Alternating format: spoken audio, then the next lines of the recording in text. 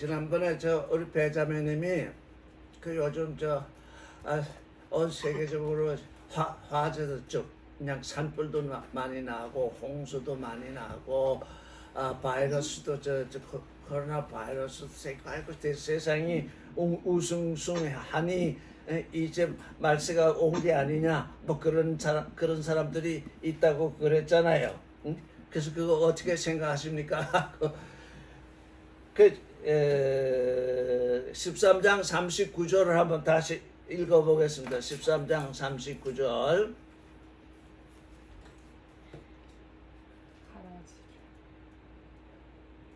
가라지는 악한 자의 아들이요 가라지를 심은 원수는 마귀요 추수 때는 세상 끝이요 수수꾼은 천사들이니 그런즉 가라지를 불에 거두어 사르는 것 같이 세상 끝에도 그러하리라. 여기 세상은 코스모스, 우리가 지금 말하는 이 공간, 이 공간을 말하는 코스모스가 아니라고 말씀드렸지요. 여기서 나오는 세상은 아이온, 시간, 시대. 근데 시대에도 알파와 오메가가 있잖아요. 무슨 알파? 내가 사는 시대. 여러분, 내가 사는 시대 빼놓고 다른 시대에 대해서 얘기하면은 얘기가 잘 들릴까요? 내가 지금 이 땅에 와서 지금 살고 있는데 내가 오래 살아서 만약 100년을 산다고 합시다. 100년을 사는데 내가 사는 이 시대, 이 아이온 빼놓고 너 사는 시대 말고 다른 시대 얘기를 하면은 그게 귀에 들어올까요? 지금 여기 끝이라고 하는 이 말, 그냥 끝이다 이런 뜻이 아니에요. 이게 말하자면은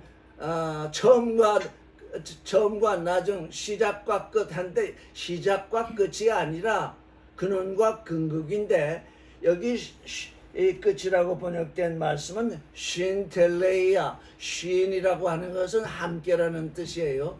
그리고 텔레이아는 텔레오, 완성한다는 뜻이에요. 함께 완성한다. 도대체 뭐지 함께 완성되는 걸까요? 그냥 끝이 아니라 쉰텔레이아, 함께 끝을 낸다. 함께 완성한다. 뭐가요? 우리가 지금 이 씨 뿌리는 비유를 계속 지금 말하고 있는데 씨를 뿌린다는 건 어디다 뿌린다고요?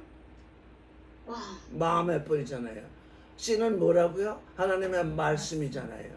말씀과 마음이 만나서 어떻게 해요?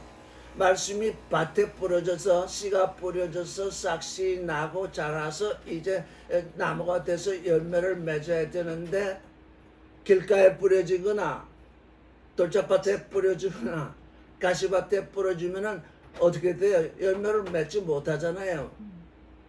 그 열매를 맺지 못한다는 얘기는 뭔가요?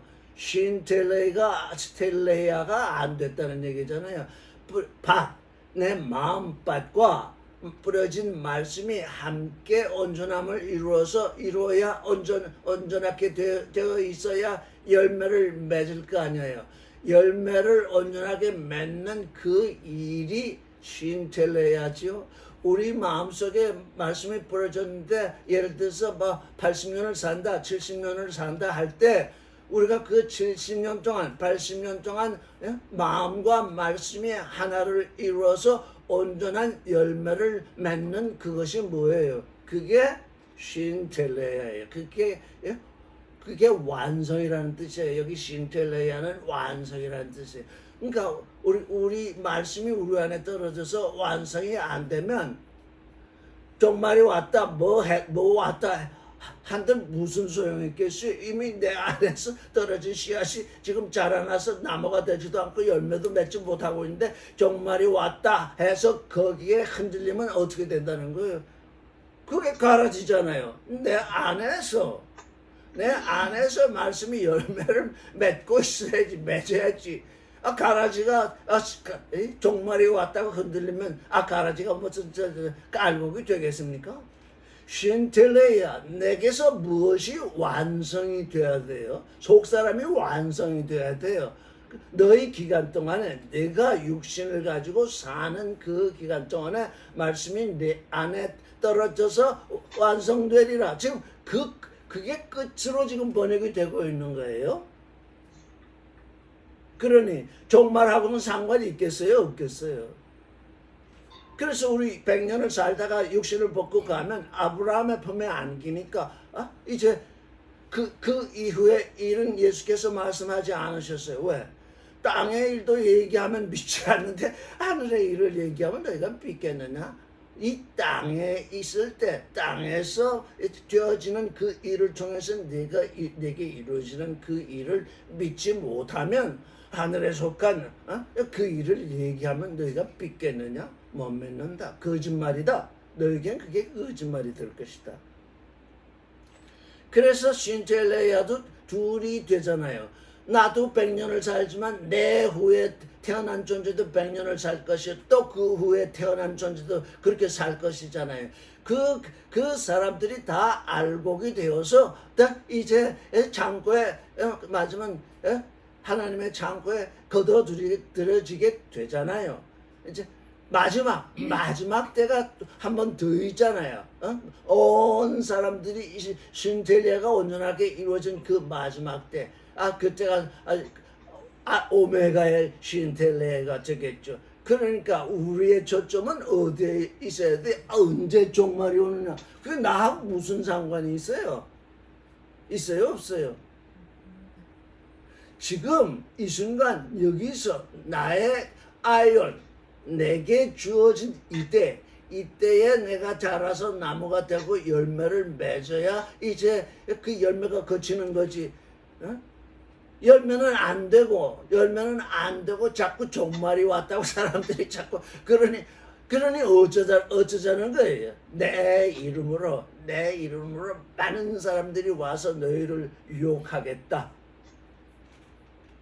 그 종말을 얘기하는 사람은 주님의 이름으로 와서 유혹하는 자들이에요. 종말이라는 건 없어요. 여기 신텔레야는 우리의 완성, 그 완성을 말하는 거예요. 자, 그러니 이제 앞으로 어떻게 하실 거예요? 세상에 이렇게 뒤숭숭하니 이제 종말이 왔으니 이제 예수 잘 믿어야 된다 이렇게 생각할 건가요? 아니면 내게 말씀의 씨앗이 떨어졌으니 그 말씀이 내가 사는 이 기간 동안에 정말 속사람이 완성이 돼서 주님께 알복이 되는 그 일을 바라야 될까요? 초점이 완전히 성경은 지금 초점이 다른 거예요. 인생들은 이 말세를 이용해 먹어요. 종말이 왔다 그러면 어떻게 돼요? 사람들이 웅성웅성거리면서 이제 어떤 종파들은 요즘도 그러는지 모르겠는데 30년 후면은 종말이 온다고.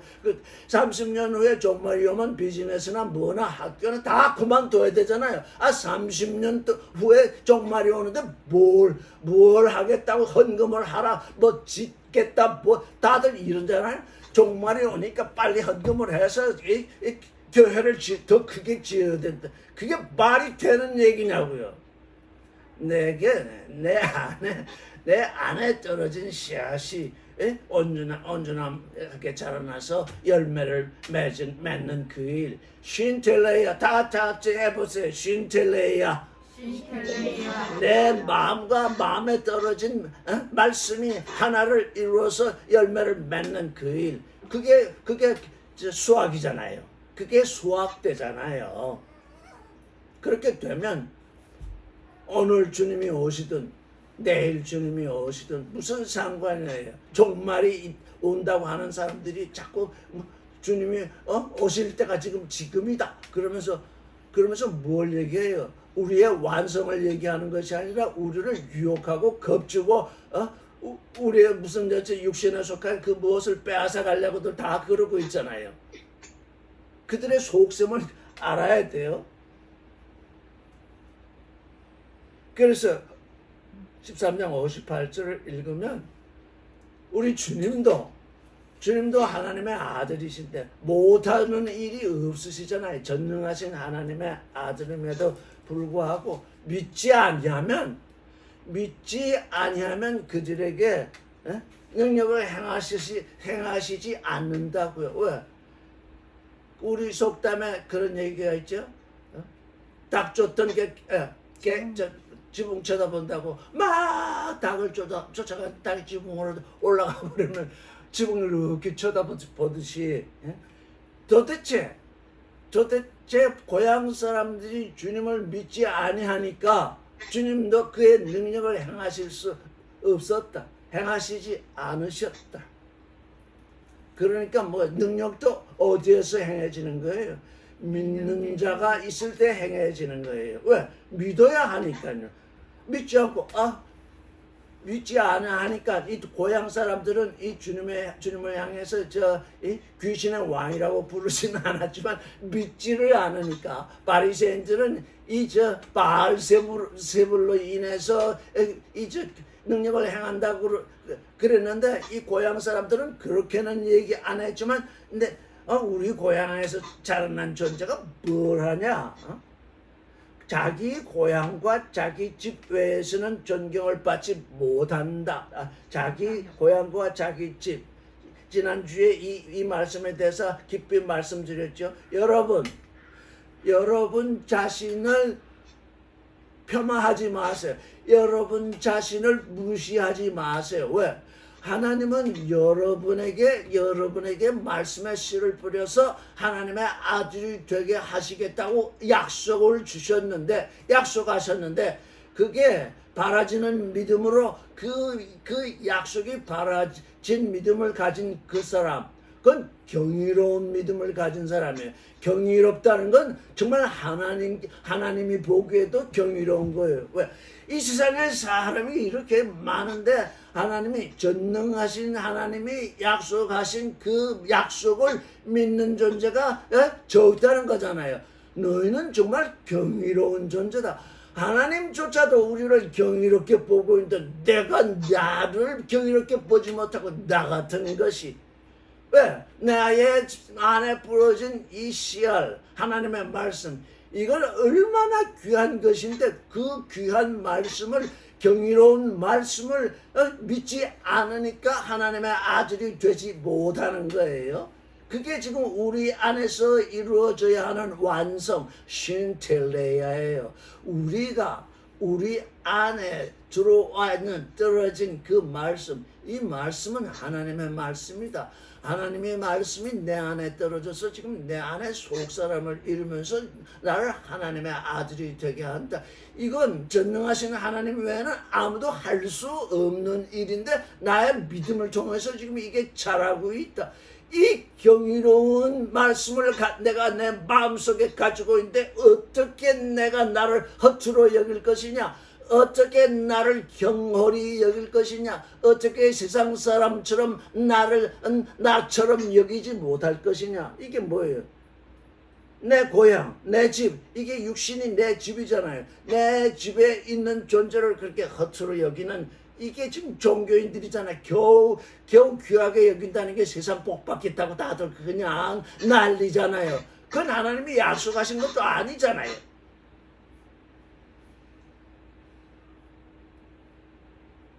그러니까 우리가 우리 자신을 믿지 않을 때 경홀히 여기고 경홀히 여길 때 이 믿음이 없어지니까 우리의 속사람이 자랄 수 없잖아요. 우리 속사람이 자라날 때 우리 안에서 능력이 일어나는 걸 우리 스스로 경험할 수 있게 되는 거예요. 우리 안에 아들이 지금 자라고 있잖아요. 그 아들을 종처럼 여기니까 그 아들이 왕이 되고 내 육신의 첫사람이 이제 제물이 되어야 될 때 지금 거꾸로 되어 있잖아. 그 말씀을 종으로 여기고 내가 육신의 첫사람이 왕으로 되어 있으니까 이게 바뀌는 일이 일어나야 돼요. 그때에 이제 순텔레가 시작되는 거예요. 이게 바뀌어야 돼요. 내 속사람이 지금 내가 나를 보더라도 말씀을 받은 게 오래전인데 뭐 그때나 지금이나 변화가 없어요. 왜?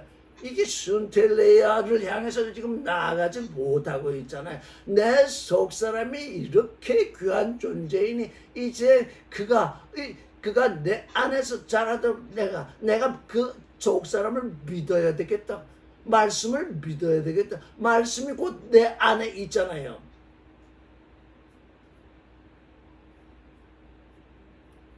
그 믿어집니까? 이게 믿어져야. 그래서 바라지는 믿음이잖아요. 약속이 바라진다. 하나님이 나를 하나님의 아들이 되게 하신다는 그 약속이 내가 바라져야 돼요. 내가 바라는 건 세상에서 출세하고 세상에서 잘 사는 거예요. 그건 세상에서 출세하고 잘 살 수 있어요. 육신도 믿음을 가지고 있으니까. 근데 그것으로 끝이에요. 그건 순텔레이아를 이루지 못한다고요.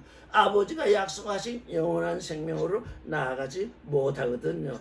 그러니 세상 사람들이 종말이 왔다고 하는 건 여러분들에게는 이제 그게 뭐냐? 저건 또 예수의 이름으로 또 유혹자가 나왔구나. 저 일을 어쩌면 좋은가? 이 종말론이 나올 때에 종교가 왕성해요. 왜? 종말이 왔다. 이제 우리는 14만 4천 그룹에 들어가가지고 이제 우리가 출세할 때가 됐다. 다들 그러고 있잖아요. 내게서 완성된 게 아무것도 없는데 내가 어떻게 왕 노릇을 하겠어요?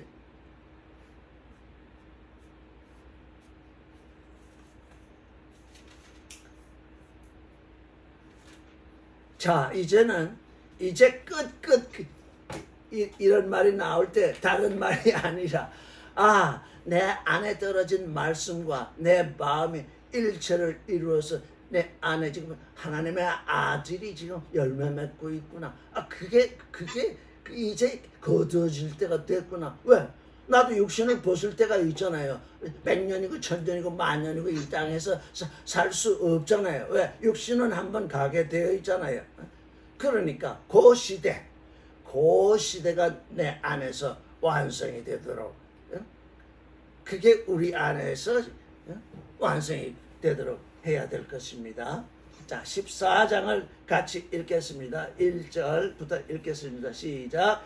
그때에 분동왕 헤롯이 예수의 소문을 듣고 그 신하들에게 이르되 이는 침지자 요한이라. 저가 죽은 자 가운데서 살아났으니 그러므로 이런 권능이 그 속에서 운동하도다 하더라. 이 헤롯을 보세요. 이 헤롯은 하나님을 믿는 존재가 아니에요. 이건 그냥 세상 임금이에요. 이 헤롯은 누구의 후손이냐 하면은 에돔의 후손이에요. 에서와 야곱인데 하나님께서 떨어나간 존재의 후손이라고요. 그 헤롯이 지금 유대의 분봉왕이 되어 있는데 그 신하에게 말하기를 세례 요한이 침지자 요한이 죽은 자 가운데서 살아났다. 왜?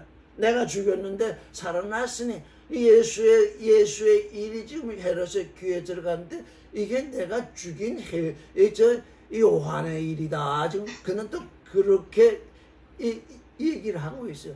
그럼에도 지금 이 헤롯은 뭐예요? 부활을 믿고 있잖아요. 부활했다고 생각하잖아요.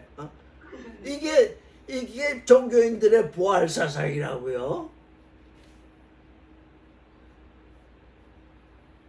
3절. 전에 헤롯이 그 동생 빌립의 아내 헤로지아의 일로 요한을 잡아 결박하여 옥에 가두었으니 이는 요한이 헤롯에게 말하되 당신이 그 여자를 취하는 것이 옳지 않다 하였습니다. 헤롯이 요한을 죽이려 하되 민중이 저를 예언자로 여김으로 민중을 두려워하더니 이 정치가들, 이 권력자들은 누구를 두려워하느냐? 민중을 두려워합니다. 민중을 두려워하기도 하지만 민중을 조종하려고 합니다. 민중을 두려워하기 때문에 자기 편에 세우려고 조종을 합니다. 그러나 민중이 한번 돌아서면 그 권력을 내어놓지 않고는 못 견딥니다. 왜? 민중이 일어서면 권력은 없어지는 것입니다. 그래서 민중을 두려워해요. 이 헤롯이 두려워한 건 하나님을 두려워하는 것이 아니라 민중을 두려워하는, 권력자는 전부 민중을 두려워합니다. 민주주의라는 게 뭡니까? 민중을 두려워하라는 얘기입니다. 왜? 민중이 투표를 통해서 권력자를 선택해 주니까 민중을 두려워하는 제도가 바로 이 민주주의라는 것입니다. 그래서 민중을 두려워한다. 민주주의가 아니라도 하여간 민중을 두려워하는 건 전부 권력자입니다. 근데 요한이 뭐라고 그랬는지 아침자 요한이 당신이 그 여자를 취한 것이 옳지 않다 이렇게 얘기했답니다. 근데 옳지 않다 이렇게 얘기한 것이 아니라 그 엑세스틴 율법에 맞지 않다, 율법을 범했다 이런 얘기입니다. 간음하지 말라는 법이 있잖아요. 율법에 간음하지 말라는 법이 있는데 그 여자 빌립이 살아있잖아요. 살아있는 동생의 아내를 자기 아내로 취했으니까 그건 음행이다. 그건 간음이다. 근데 율법은 음행하지 말라 그랬으니 너는 율법을 범한 것이다. 요한은 얼마든지 그렇게 말할 수 있잖아요. 그분은 율법의 끝으로 오신 분이기 때문에 그렇게 말할 수 있죠. 그렇게 말할 수 있는데 요한은 무엇 때문에 왔느냐? 야훼의 길을 예비하고 우리 하나님을 향한 대로를 바르게 하라. 그 광야의 소리로 왔는데 이미 지금 저 유대에는 음행이 다 벌어지고 있어요. 왜? 종교인들이 음행을 하고 있는 거니까요. 우상을 섬기는 것은 곧 음행이잖아요. 야훼 하나님의 이름을 부르지도 못했어요. 이때 사람들은 야훼라는 말씀, 이사야서에 야훼라는 말씀이 나오면 아도나이라고 고쳐 읽었어요. 왜? 야훼의 이름을 망령되이 일컫지 말라. 또 성경에 이런 말씀이 있으니까 야훼의 이름을 망령되이 일컫지 아니하려면 아예 그 이름을 부르지 말아야 된다. 그래가지고 야훼라는 말씀이 그 성경에 나와도 그때는 아도나이 이렇게 우리 주님 이렇게 고쳐 읽었다고요. 그러니까 유대 종교는 야훼 하나님을 믿는 종교임에도 불구하고 이름만 야훼이지 사실은 그 하나님이 우상이 되었잖아요. 왜? 하나님은 말씀하시기를 너희는 입술로는 나를 존경하는데 마음은 내게서 멀다. 왜? 너희가 가르치는 게 다 너희 사람의 교훈으로 가르친다. 내 말이 너에게 가르침이 되어야 되는데 내 말은 다른 데 두고 너희 교리를 쫓아서 너희가 다른 하나님을 얘기하고 있으니 내게서 마음이 멀 수밖에 없지 않냐. 우상을 섬기고 있다 그 말이에요. 그런 우상을 섬기니까 이 어떻다는 겁니까? 이 헤롯 육신으로 음행을 범했건 이 영으로 음행을 범했건 지금 이스라엘은 음행자들입니다. 종교인이라는 게 곧 음행자들이라는 뜻입니다. 왜? 다 하나님, 예수님, 성령 이렇게 이름을 부르는데 그 이름이 가지고 있는 그 실존, 그 이름 속으로 들어가지 않아요. 야훼, 나는 나다. 나는 존재다. 나는 내 안에 있는 아버지다. 그랬으면 그 아버지 안으로 들어가야 되는데 왜 제 말로 가르치냐고요? 제 교류로 가르치니까 우상을 가르치는 거예요. 오늘날 성경을 가지고 설교한다는 사람들이 성경 한 구절 읽고는 온통 세상 축복 얘기를 하고 있잖아요. 입으로는 예수님을 존경하는 것 같은데 마음은 전부 세상에 가 있잖아요. 그게 우상숭배잖아요. 그게 곧 음행이라는 거예요. 그런데도 헤롯은 엑세스틴 그게 율법에 맞지 않다. 율법을 범했다. 이렇게 얘기를 했음에도 불구하고 저가 예언자라고 민중이 믿고 있기 때문에 그 민중을 민중을 두려워해서 민중이 믿는 존재를 죽일 수가 없어서 참고 있었잖아요. 6절을 읽겠어요. 시작. 마침 헤롯의 생일을 당하여 헤로디아의 딸이 연석 가운데서 춤을 추어 헤롯을 기쁘게 하니 헤롯이 맹세로 그에게 무엇이든지 달라는 대로 주겠다 하고 허락하거늘 그가 제 어머니의 시킴을 듣고 가로되 진지자 요한의 머리를 소반에 담아 내게 주소서 하니 9절 왕이 근심하나 자기의 맹세한 것과 그와 함께 앉은 사람들을 인하여 주라 명하였다. 헤로디아의 딸, 여기 헤로디아의 딸이 빌립의 딸이라고는 말이 안 나와 있기 때문에 확실하게 빌립의 딸이라고는 말할 수 없지만 우리가 상정컨대 지금 헤로디아와 빌립이 먼저 헤롯의 동생하고 먼저 결혼했으니까 거기서 딸이 나왔을 것이에요.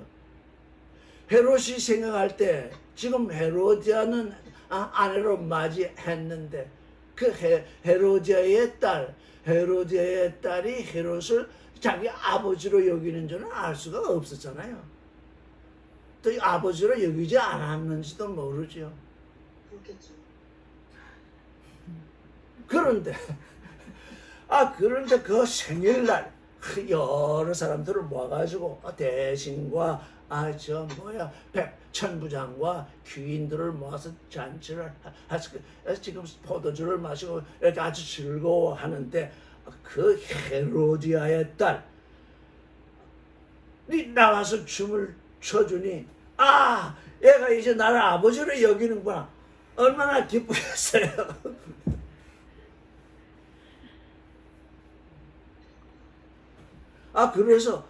그래서 이게 우리 성경은 늘 말씀을 씨라고 말씀의 씨라고 여기잖아요. 씨는 말씀이다 그러잖아요.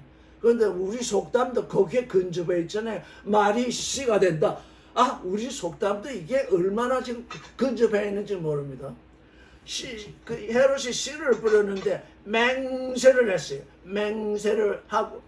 맹세로 씨를 부르는데 뭐냐? 무엇이든지 달라는 대로 주겠다 그랬잖아요. 나라의 반이라도 주겠다 그랬다잖아요.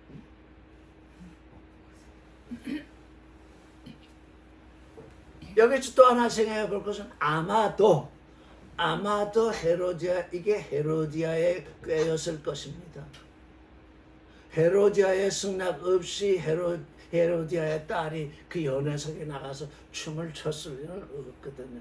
헤로디아가 꾀를 내서 연회석에 나가서 춤을 춰서 그 헤롯을 기쁘게 해줘라 그랬을 것입니다.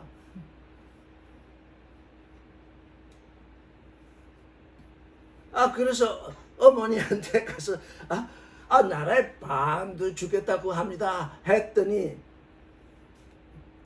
그 어머니가 하는 말이 침지자 요한의 머리를 그것도 소반에 담아다가 내게 주소서 그렇게 얘기하라. 얼마나 헤로디아가 꾀가 많습니까? 맹세한 걸 알잖아요. 맹세했을 뿐만 아니라 지금 그 헤롯이 다스리고 있는 신하와 천부장과 귀인들이 한창 모여서 즐겁게 하면서 지금 맹세로 즐겁게 했는데 안 된다. 이러면 헤롯이 또 어떻게 되겠습니까? 그러니까 요한 민중을 두려워하는 그 마음과 자기가 맹세하고 그 귀인들에게 맹세까지 해놓고 저 양반이 왜 저러지?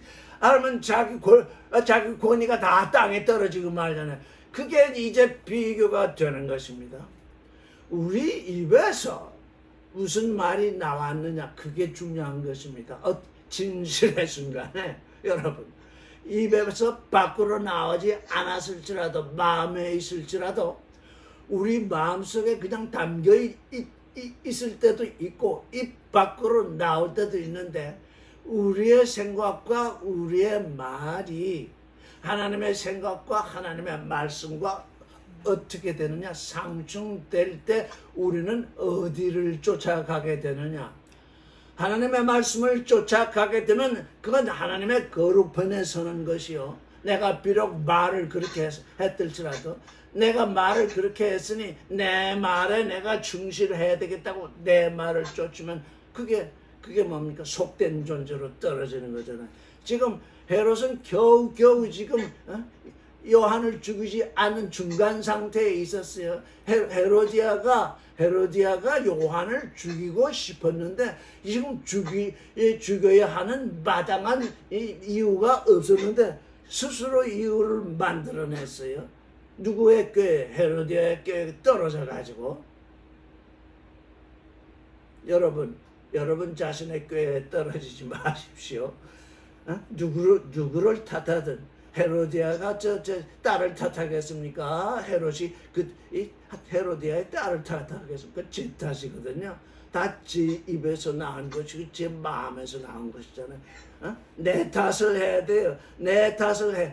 한동안 저 주교에서 내 탓이요. 자동차를 밀고 이렇게 운전해가지고 뒷뒤하다가 내 탓이요. 이렇게 써붙이고 다녔는데 그건 내 탓이 아니라 이 내 탓이요 하는 그걸 보는 사람 보고 내 탓이다 하는 그런 소리거든.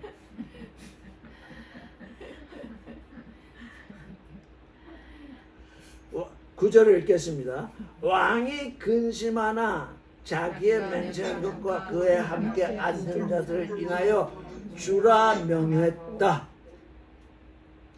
10절을 읽겠습니다. 사람을 보내어 요한을 옥에서 못 빼어 그 머리에 을을 소반에 담아다가 그 여아에게 주니 그가 제 어머니에게 가져가니라. 이게 이렇게 끝납니다. 여자다. 그 사람은 이스라엘의 연자다. 내가 아무리 이 율법을 보면서 음행을 했다고 그가 나를 책망을 했을지라도 그 사람은 예언자다. 그게 대중이 그렇게 믿고 있다. 그러니 내가 그를 어찌 죽이리요? 이렇게 생각하던 사람이 헤로디아의 딸이 춤을 추니까 그게 못 이겨서 맹세를 해서 뭐든지 죽였다 해놓으니까 그 소반에 담아다가 요한의 머리를 달라 하니 주워버리잖아요. 요한계시록 17장에 이런 말씀이 나와요. 그 붉은빛 짐승을 탄 여자가 있는데 그게 음녀예요. 근데 그 음녀가 무엇에 취했느냐 하면 예수의 증인들의 피에 취했어요. 바로 이거잖아요. 예수를 증거하러 온 그 야훼의 길과 우리 하나님을 향한 대로를 곧게 하라고 지금 전하고 있는 그 광야의 소리, 그 요한의 머리를 뱉잖아요. 그 증인들의 피에 취하는 존재가 누구냐? 짐승을 올라탄 음녀입니다. 곧 누굽니까? 헤롯이 짐승인 것입니다. 짐승이고 그 여인 헤로디아는 그 짐승 위에 올라탄 여인. 짐승이 그 여인이 그 음녀가 그 짐승 위에 올라타서 그 짐승의 권수를 행하는 게 뭐냐? 증인들의 피를 마시는 것입니다. 이게 오늘날 종교인들이 지금 아주 경계를 해야 하는 이유입니다. 내가 지금 어디에 올라탔느냐? 다 짐승의 얘기를 하고 있잖아요. 이 땅에서 잘 먹고 잘 사는 얘기는 그 짐승의 얘기거든요. 그게 다 거기에 올라탔잖아요. 거기에 올라타면 뭘 하느냐? 증인들의 피를 마시게 되는 거예요. 왜? 증인들이 그게 옳지 않다고 얘기를 해주니까 하나님의 아들의 길로 들어오라고 얘기를 하니까요.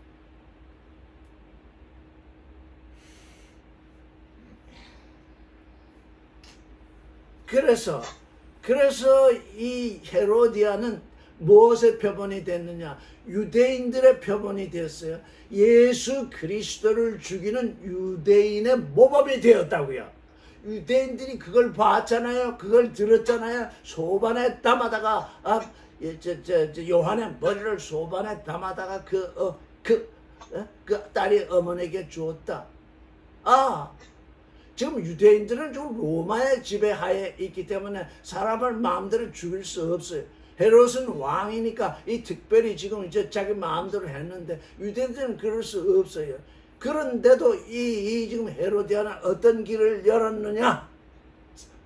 예수 그리스도를 죽이는 암시를 여기서 유대인들이 다 받은 것입니다.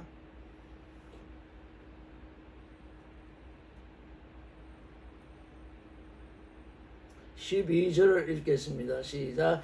요한의 제자들이 와서 시체를 가져다 장사하고 가서 예수께 고하니라. 요한의 제자들이 와서 시체를 장사했는데 머리는 없었어요. 왜? 머리는 헤로디아에게 가 있기 때문에 몸뚱이만 장사를 지낸 거예요. 율법의 마침이 이렇게 되어버렸어요. 율법의 마침이 음료에 의해서 이루어졌어요. 이거 참 기이하죠. 예수께서는 나는 예언자나 율법을 폐하러 온 것이 아니라 완전하게 하러 오셨다. 그래서 그 완전하게 하시려고 했는데 이 음료는 어떻게 하고냐? 그 예언자의 목을 베고 율법의 목을 베버렸어요. 따로따로 떨어졌어요. 우리는 그리스도의 신부라고 그러는데 그리스도는 머리고 우리는 신부인데 머리 떨어진 신부 그건 몸뚱이는 아무 소용이 없어요. 머리 떨어진 몸뚱이가 무슨 필요가 있겠어요? 머리와 몸이 일체로 있어야 돼요. 속사람과 겉사람이 일체로 있어야 돼요. 그 속사람이 죽은 존재 그건 머리 떨어진 몸뚱이하고 똑같은 거예요.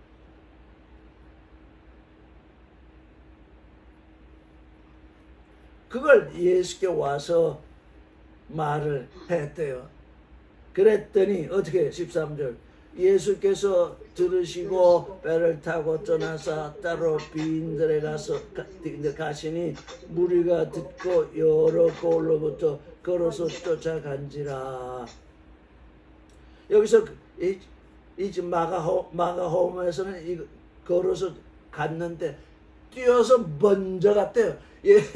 예수와 제자들은 배를 타고 이렇게 배를 저어서 갔는데 이 무리들은 걸어가는데 막 뛰어서 먼저 가 있었다는 것입니다. 14절 읽겠습니다. 예수께서 나오사 큰 물을 보시고 불쌍히 여기사 그 중에 있는 병인을 고쳐주시니라. 저녁이 되면 제자들이 나와 가로되 이곳은 빈들이요 때도 이미 저물었으니 무리를 보내어 마을에 들어가서 먹을 것을 사서 먹게 하소서.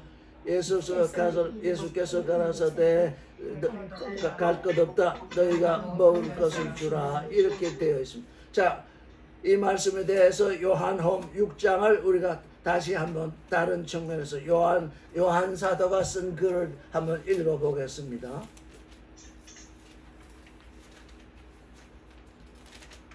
이건 마가홈에도 있고 누가홈에도 있고 다 나옵니다.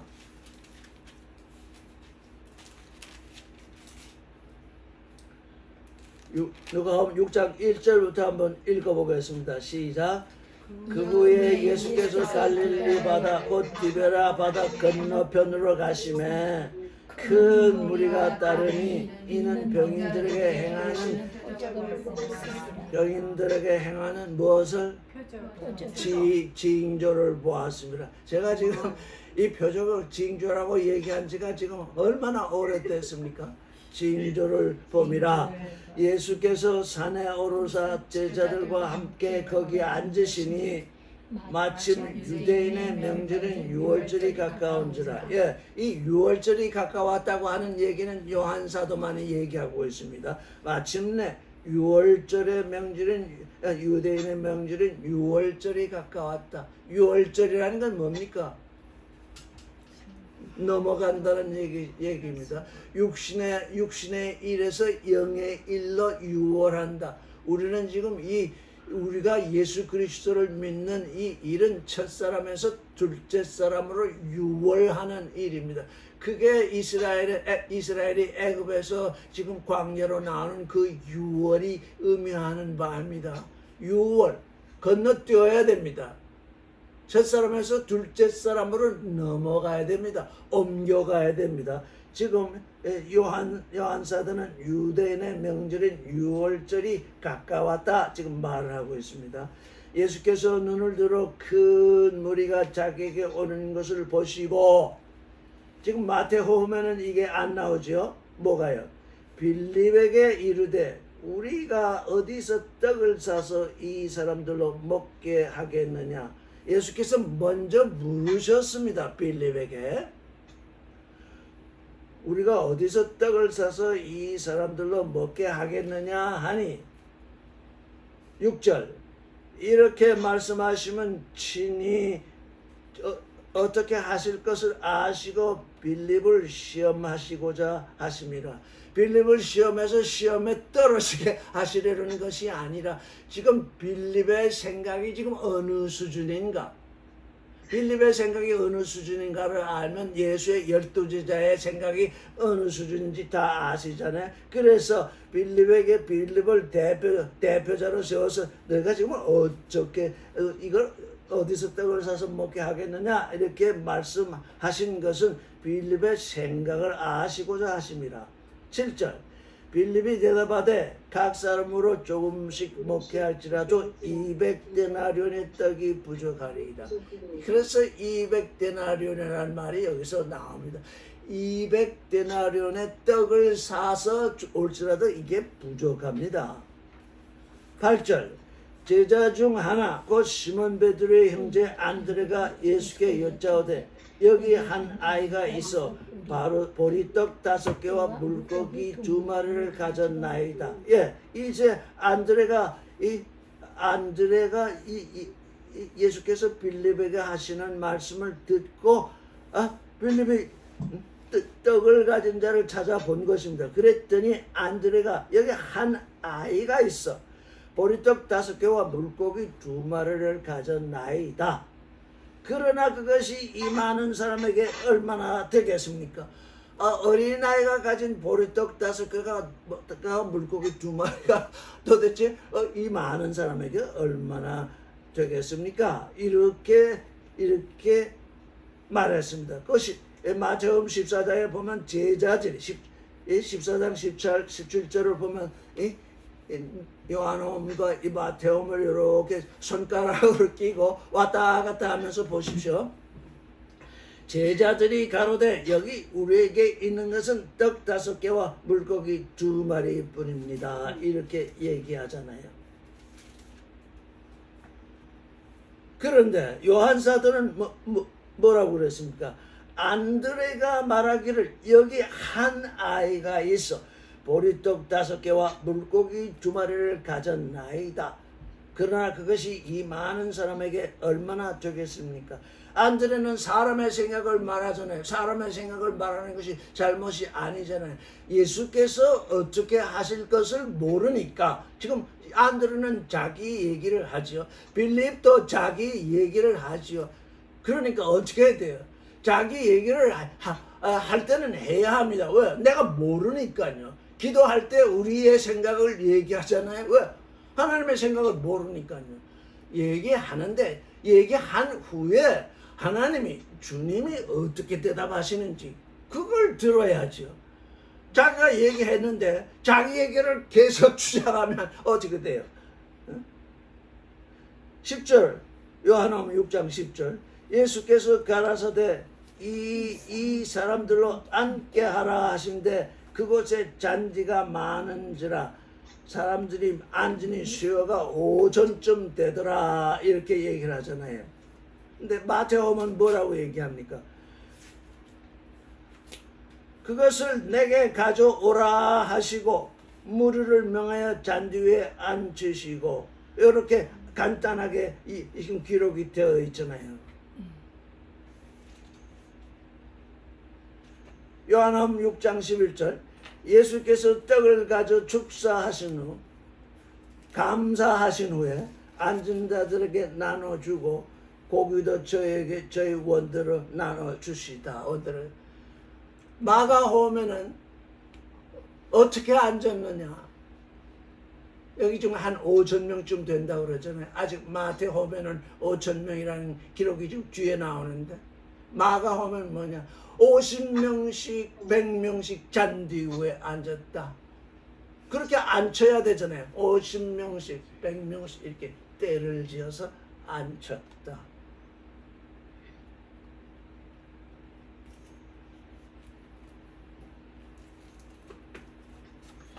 그런데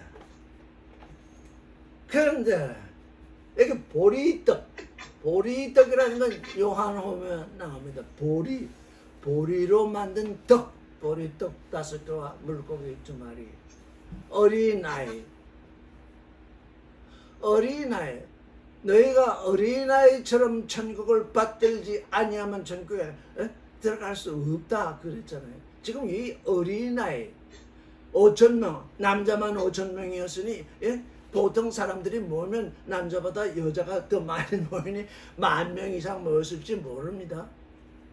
이 많은 사람 가운데 한 어린아이, 그것도 그냥 찰떡이 아닌 보리떡 5개와 물고기 2마리, 이걸 먹겠다고 가져왔겠죠. 뭐 자기가 먹겠다고 부모가 싸서 줬든지 부모하고 같이 왔든지 자기가 보리떡 5개와 물고기 2마리를 가지고 있었잖아요. 어린아이, 우리는 예수 그리스도 앞에 나올 때 어린아이로 나와야 합니다. 어린아이로 나오지 아니하면 이것저것 다 재가면서 이게 내게 이익이 될 것인가? 그게 선악지식이잖아요. 이게 내게 이익이 될 것인가? 예수의 저자들이 떡을 찾는데 아무도 내놓지 않습니다. 어린아이가 내놓습니다. 어린아이의 마음이 있어야, 어린아이의 마음으로 예수 앞에 나와야 자기가 가지고 있는 것, 보리떡 5개와 물고기 2마리, 이건 내놓을 수 있습니다. 어른이 되면 이것저것 계산해가지고 예수는 그 어린아이의 마음, 그 어린아이의 마음에 대해서 먼저 감사를 하셨습니다. 왜? 어린아이가 보리떡 5개와 물고기 2마리를 내놓지 아니하면 예수께서 그 많은 대중을 먹이실 수 없으십니다. 왜? 그냥 하늘에서 보리떡 5개와 물고기 2마리가 떨어지게 하시는 주님이 아니시라, 우리 안에, 사람들 안에 어린아이 마음을 가지고 내놓는 그것, 아무것도 계산하지 않고 내놓는 그것, 보리떡 5개와 물고기 2마리가 무엇이 그렇게 중요한 것이겠습니까? 그러나 어린아이는 그것밖에 가진 것이 없으니까 그걸 내놓습니다. 너희가 가진 것이 뭐냐? 그게 세상에서 중요하게 여기는 것이냐 아니냐, 그건 상관이 없다. 어린아이 마음으로 주님과 상대한다. 하늘을 우러러서 감사를 하셨다고 그러잖아요. 어린아이를 내게 보내주신 것을 감사합니다. 우리 어린아이가 되십시다.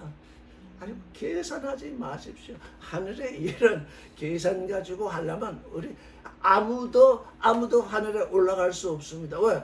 우리에게 구원이 거저 왔잖아요. 왜? 돈 받고 줄 수가 없어서, 너무너무 귀하고 고귀한 것이라 돈 받고 구원을 얻을 존재는 아무도 없기 때문에 거저 주시잖아요. 그런데 이 어린아이도 예수께 돈 받고 보리떡 5개와 물고기 2마리를 내놓은 것이 아닙니다. 그냥 내놓은 것입니다.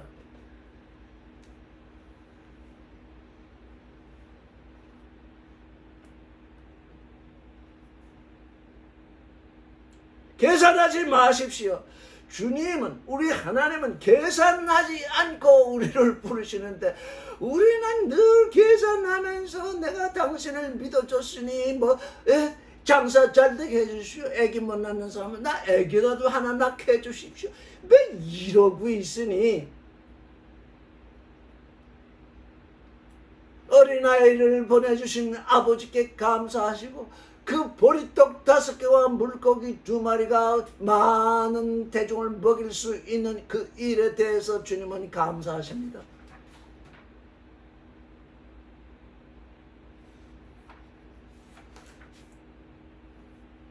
그래서 작은 보리떡 5개와 물고기 2마리는 뭐를 징조하고 있을까? 이 다섯에 아무리 다섯에 대해서 생각을 해봐도 우리의 인생들에게 있어서 가장 중요한 건 오감, 5손가락, 5발가락, 오감. 우리가 눈으로 보고 귀로 듣고 입으로 맛보고 또 뭡니까? 코로 냄새 맡고 피부로 뭔가 느끼는 이 오감. 어린아이는 이 오감 전체를 주님께 지금 드리고 있잖아요. 그가 뭘 계산해서 드린 게 아니잖아요. 물고기 2마리, 이거는 우리에게 영과 혼과 마음이 있다 하는데 아직 이 어린아이에게는 영이 오지 않은 상태잖아요. 그 마음과 그 몸, 그게 하나 되어서 주님께 지금 다가와 있잖아요. 어린아이의 마음, 이게 곧 우리를 지금 선텔레야로 이끄는 그 마음이잖아요. 어린아이의 마음, 그냥 말씀을 그냥 받아들이잖아요. 여기 누구 먹을 거 가지고 있는 자가 없나? 여기 있습니다. 보리떡 5개와 물고기 2마리가 있습니다.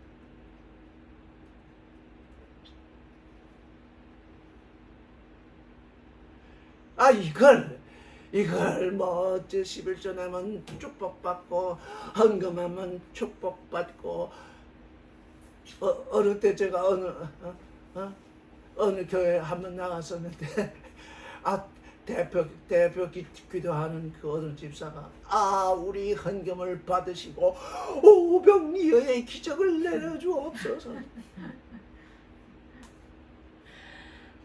그건 계산하고 또 계산한 마음이잖아요. 어린아이가 그 보리떡 5개와 물고기 2마리를 내놓을 때 거기에 5,000명을 먹이라고 내놓은 것이겠습니까? 주님이 찾으시니까 그냥 내놓은 거잖아요. 이 순결한 마음, 어린아이의 마음은 곧 순결한 마리아의 마음과 같고 우리의 순결한 처녀의 마음과도 같은 것이잖아요. 여기에 하나님의 아들이 일을 하시잖아요. 자기 동네에서는 그 믿지 않아서 많은 능력을 행하지 못했는데 지금 여기서 큰 일이 일어나고 있잖아요. 근데 이때가 어느 때냐? 6월절이 가까운 때다. 이스라엘은 로마의 지배하기 때에 있어가지고 다들 실제적으로 육신으로 배고파 있을 때입니다. 그래서 예수께서 이제 광야에서 40일 기도한 후에 첫 번째 시험이 뭡니까? 돌덩어리로 빵을 만들라는 시험이 온 게 뭡니까? 그때 그 이스라엘은 전부 육신으로 배고파서 허덕거리는데 당신이 메시아로 왔으면 돌덩어리로 빵을 만들어서 먹이면 사람들이 구름처럼 몰려들 것 아닙니까? 당연하잖아요. 그렇게 되면 당연한 일입니다. 근데 예수는 그런 일을 하지 않으십니다. 19절 마태복음 보겠습니다. 무리를 명하여 잔디 위에 앉히고 떡 5개와 물고기 2마리를 가지사 하늘을 우러러 축사하셨습니다. 떡을 떼어 빵을 떼어, 우리는 떡이라고 하니까 자꾸 떡이라고 생각하는데 이게 빵입니다. 이스라엘 사람들은 빵을 먹는 사람들입니다. 빵을 떼어 제자들에게 주심에 제자들이 무리에게 주니 다 배불리 먹고 남은 조각을 12바구니에 차게 거두었으며 먹은 사람은 여자와 아이 외에 5,000명이나 되었더라. 오늘날 우리가 이제 이 말씀을 기억하게 되면 남자는 빼고 여자와 어린아이가 몇 명이었더라. 왜? 지금 천국은 여자와 아이들의 나라지 이 남자들의 나라가 아니거든요. 그런데 이스라엘 사람들은 얼마나 그 생각이 남자 중심적이었는지, 이 예수의 제자들도 지금 현재 남자 중심적으로 생각을 하고 있는 겁니다. 이 모든 사람들이 여자이기 때문에 그 마음에 지금 하나님의 아들을 낳으시려고 하잖아요. 어찌 되었든 5,000명이나 먹어대요. 요한복음 6장 11절을 읽어보겠습니다.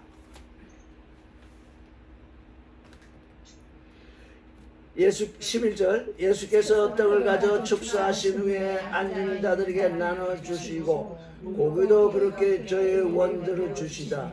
저희가 배부른 후에 예수께서 제자들에게 이르시되 남은 조각을 거두고 버리는 것이 없게 하라 하심으로 이에 거두니 보리떡 5개로 먹고 남은 조각이 12바구니에 찼더라. 얼마나 놀라운 일입니까? 어린 아이 하나, 여자 아이까지 다 합해서 10,000명쯤이라 합시다. 그럼 뭡니까? 어린 아이 하나 때문에 보리떡 5개와 물고기를 내놓은 어린 아이 하나 때문에 10,000명이 먹고도 12바구니에 차게 됐잖아요. 어린아이 마음을 가지십시오. 주님이 원하실 때 아무 때나 난 어린아이다 그래가지고 아무 때나 내놓으라는 얘기가 아니라 우리 주님이 이건 내 주님이 내게 원하시는 거구나. 그렇게 느낄 때가 있습니다. 그걸 느끼셔야 합니다. 어느 순간. 진실의 순간에 뭘 느껴야 하느냐? 이게 주님이 내게 원하시는 보리떡 5개와 물고기 2마리로구나.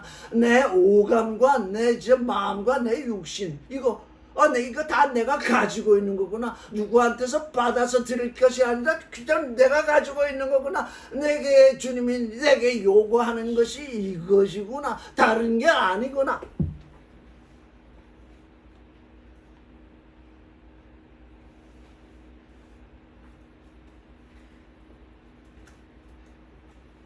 이제 1시간쯤 지나갔습니다. 한 10분만 더 하려고 합니다.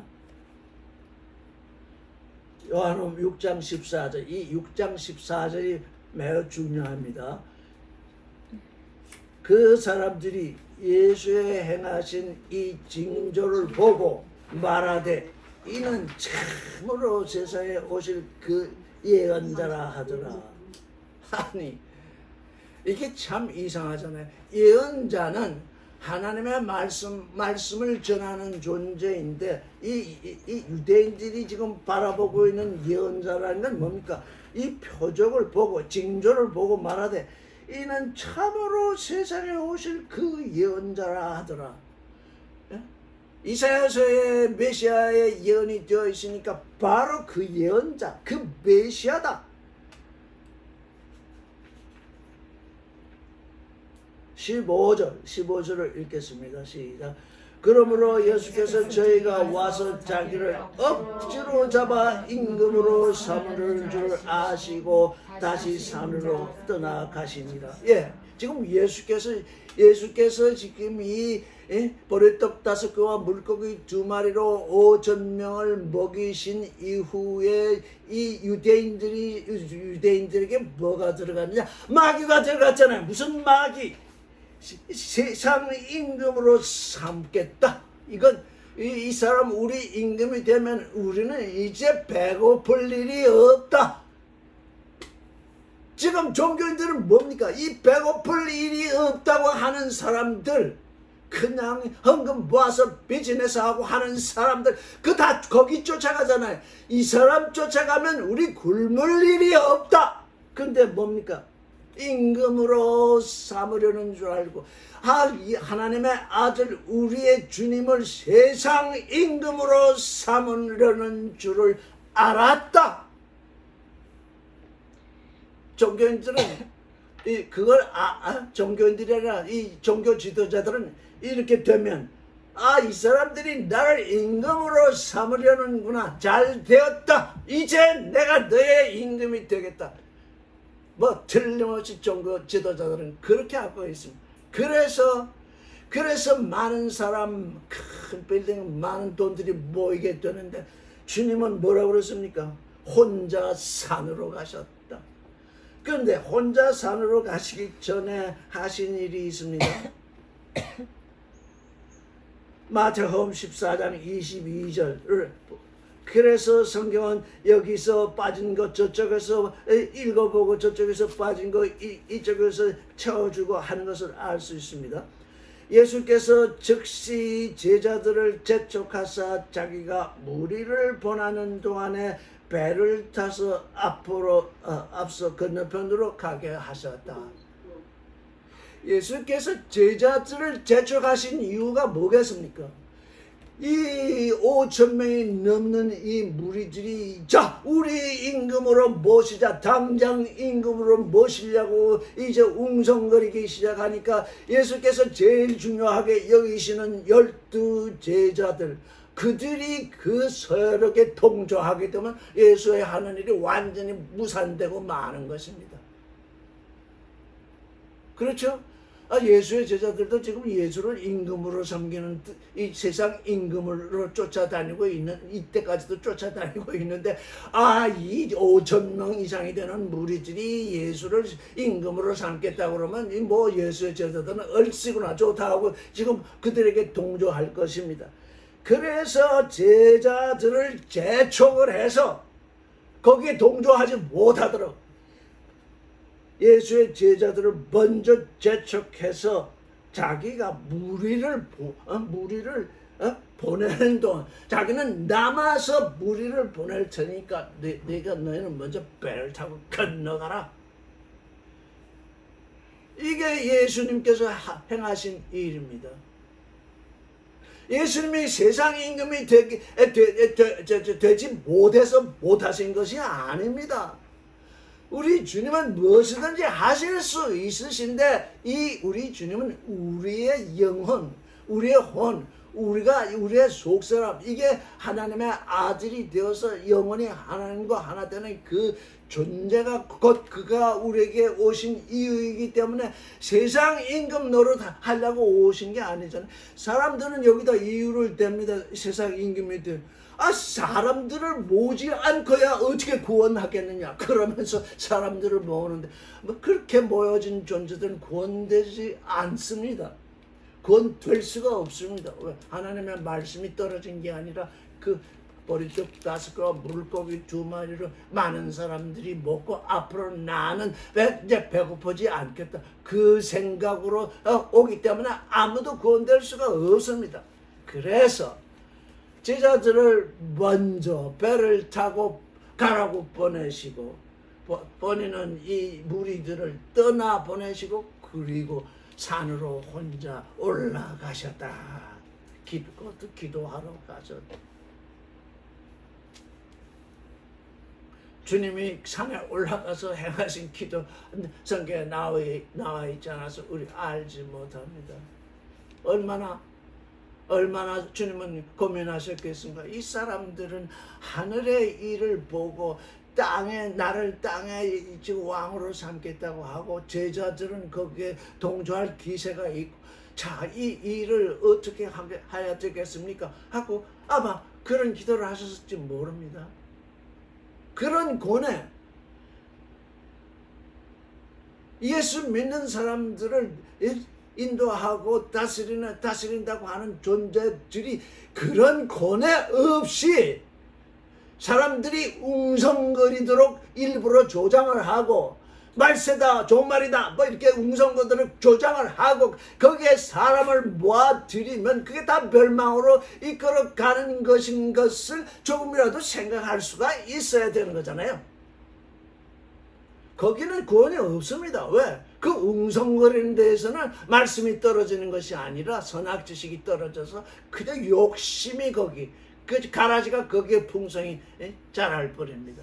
나의 나됨, 나의 하나님 아들 됨, 그게 지금 예수께서 지금 여기서 행하시는 일인데 6월절이 가까운 그때에 지금 이 일을 행하십니다. 왜 6월절이 가까운 때 왜 이 일을 행하시는가? 그건 앞으로 이제 말씀을 읽어가다 보면 이제 다 나오게 되어 있습니다. 12바구니. 보리떡 5개와 물고기 2마리였는데 12바구니에 가득 찼대요. 이제 예수의 제자들이 12명이니까 한 명이 바구니 하나씩 들고 모았는데 가득 찼다는 얘기겠죠. 12바구니. 이제 예수의 제자들도 이 세상 사람들에게 12바구니에 그 보리떡이 가득 찬 것처럼 먹을 것을 생명의 양식을 줄 수 있는 존재가 된 것을 지금 보여주시는 거잖아요. 나중에 예수의 제자들은 또 우리가 떡을 안 가져왔다 이렇게 얘기를 하는데 그 얘기가 아니라 너희도 이제 한 바구니씩 들고 세상에 나가서 하늘의 양식, 존재의 양식을 줄 수 있느니라 하는 그것을 지금 보여주고 계신 것이죠. 네. 네. 오늘은 여기까지 하겠습니다.